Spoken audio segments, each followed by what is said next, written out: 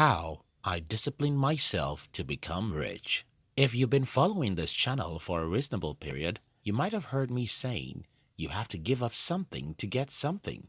It's the truth. I discovered about 16 years ago, and since I discovered this truth, my life has never been the same. So, starting this video, I'll ask you to do something very simple. Take a sheet of paper or use your phone. Then write the 3 important things you want to achieve in the next 5 years. Now that you've written 3 top things you want to achieve, the next thing is for you to write 3 to 5 things you're willing to sacrifice for those things you want to achieve. Since most people will be watching this video on their mobile phones during some busy days, 99% of people can't possibly do the above exercise immediately. But you can do it later. If you do this exercise, you've done what most people in the world would never do their entire life. In my short difficult years on this planet, I have seen and met so many people, and the one thing I noticed again and again is that most people want to eat their cake and still have it. Most people want to make easy decisions and still have success. Most people want to do what is easy and still get a good result. Most people want to go to heaven, but they don't want to die. Now, look at the seed of any plant. We need those seeds to grow and reproduce hundreds of their kind. But what do we do to achieve that? We bury the seed and let the seed die. It's only when the seed dies that it can germinate and produce in multiple fold. It's only when you die you can live, grow, and reproduce. It's only when you die to pleasure you can have the real pleasure. It's only when you die to the entertainment that you'll have real entertainment. It's only when you die today you can have tomorrow. My journey of self-discipline. The first time I knew what self-discipline meant and the reward it brings was when I was about 15 years. I was in secondary school, which most people call high school, and I was having a conversation with 2 of my friends about who would become the best student in our class. At this time, I was only one of the average students, and I thought that those kids who did well in school were simply using their brains better. Now, I was having a conversation with my friends about who will be the best students in our new class. For whatever reason, I announced to my friends that I will be the next genius of the class, and as expected, they didn't agree with me. One of them simply mentioned the name of the guy he thought would be the next champion. I left that informal meeting with holy anger and determination to do something. I got home and lied to my father that I needed money. Lying is a sin, but I didn't know that time. My parents gave me some amount, and I went to the bookstore to buy books. Don't be surprised that I had to lie to my father to get the money to buy books.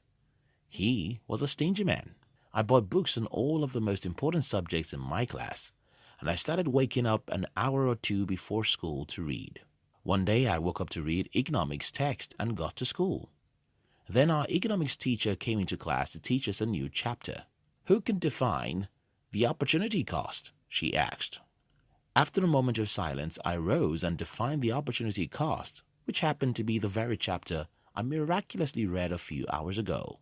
Good, my teacher said as the entire class clapped their hands for me. I looked back and saw that, for a moment, I was the hero of my class. I loved what it felt like to be hailed, and I would sacrifice anything to receive such applauses every day of my school days. And that exactly was my next goal. After the economics class, I started thinking about the whole thing. So the guys who had been leading our classes were thieves. So they secretly read and came to class to shine. So this is the secret. From that day, I kept using the same trick. I call it a trick because that was how I saw it then. I increased my self-discipline. I would wake up early to read after school instead of watching movies, and leave my parents home on weekends to go and read in a silent place. I became the best student in the commercial class, as we call it in my country. And since that time, I never attended any school without beating everyone in whatever class I found myself. I titled this video, How I Disciplined Myself to Become Rich, and then went on to tell you silly stories about my academic performance. How does that make sense? Just give me a minute, I'll show you the sense in my stories. Leopards can change their colors. And not just leopards. Most animals can't. People don't change, and when they change, they still don't easily change. Success and failure are habits, and like most habits, it's highly addictive. Because success or failure is a habit, people who know how to successfully continue to succeed, while people who don't know how to successfully continue failing. After I experimented and saw how I rose from the average student in school to become an academic hero everywhere I go, I simply duplicated the same formula for my financial life, and the formula goes like: know what you want, specifically identify what you have to sacrifice for what you want, and be willing to make those sacrifices. The above was the formula that made me the best student in school, and it's the same formula that made me rich. Planning my financial future as a young adult, I knew what I wanted. I wanted to have enough money to stop worrying about money. I don't care about becoming a billionaire or even a millionaire.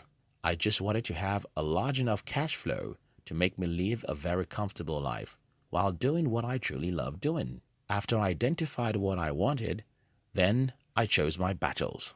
I knew I would have to sacrifice many things, and I was willing to bury my body so that it can die, germinate, and reproduce.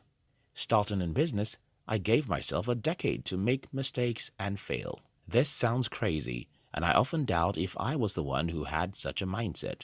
How on earth would you decide to fight a battle for 10 years? How would you decide to go through the pains of failures, rejections, and poverty for 1 decade?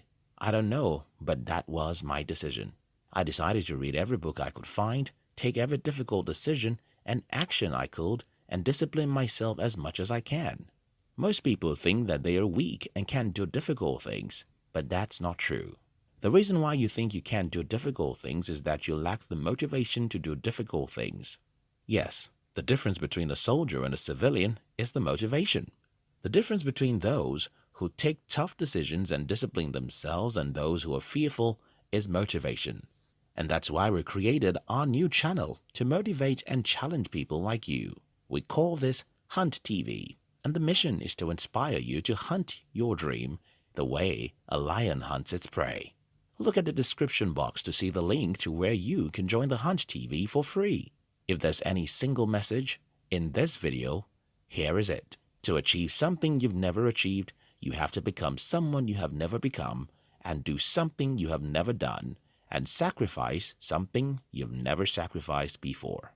You have to sit down and make a list of the top 3 things you want to achieve in the next 12 months, or 5 years, and make a list of 5 to 10 things you'll have to sacrifice to achieve those dreams. If you like this video, you'll like Hunt TV. Look at the description box to join the Hunt TV. We love you.